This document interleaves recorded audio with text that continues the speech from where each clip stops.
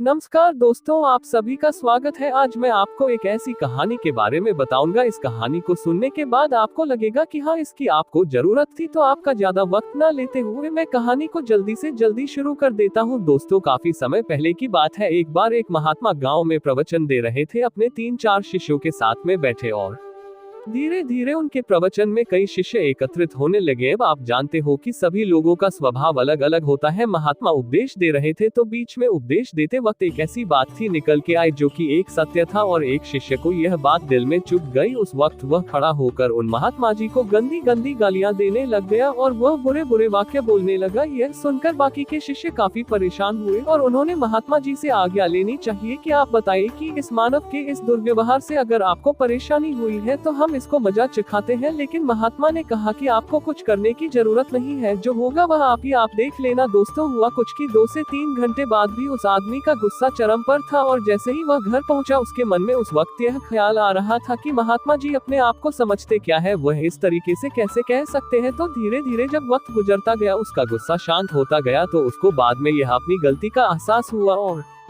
जब सुबह उठा तो वह पूरी तरह से बदल चुका था और वह उनसे क्षमा याचना करने के लिए गया। और जब वहां गया तो वहां महात्मा वहां नहीं थे, वो दूसरे गांव में चले गए, लेकिन संदेश अच्छा देकर गए। इस कहानी में हमें यह देखने को मिलता है कि अगर लोग आपसे कुछ कहते हैं और आप उनको रिप्लाई नहीं करते तो इसका मतलब यह है कि उनकी बात पर ध्यान नहीं दिया। आपके पास इतना फालतू समय नहीं कि आप लोगों के बारे में सोचे। वैसे तो इससे आपका ही नुकसान है। सामने वाला अगर आपको भला बुरा कह रहा है, उसको क्या नुकसान है। कोई चीज अगर आपको नहीं पसंद तो आप नहीं लेते वो। और उस वक्त महात्मा जी ने अपने बाकी की शिष्यों से यही कहा कि कोई आपको गाली निकाल ले तो उसका क्या है, इससे आप पर तो कोई फर्क नहीं पड़ता। अगर फर्क पड़ता है इसका मतलब यह है कि सामने वाले ने जो आपसे इस तरीके का बर्ताव किया, इससे आप पर फर्क नहीं पड़ना चाहिए। आशा करता हूँ कि इससे आपको काफी कुछ सीखने को मिला होगा। तो अगर आपको यह कहानी अच्छी लगी हो तो आप इसे बाकी के दोस्तों के साथ भी शेयर करिए, अच्छा लगता है। और अगर इसमें कोई कमियां हैं तो आप मुझे फीडबैक जरूर दीजिए। मैं वक्त के साथ साथ अपनी सारी कमियों को दूर करता हूं, क्योंकि मेरा यह मानना है कि कोई भी चीज कभी भी परफेक्ट नहीं होती है। और अगर आप चाहते हो कि मैं इससे भी बेहतर कंटेंट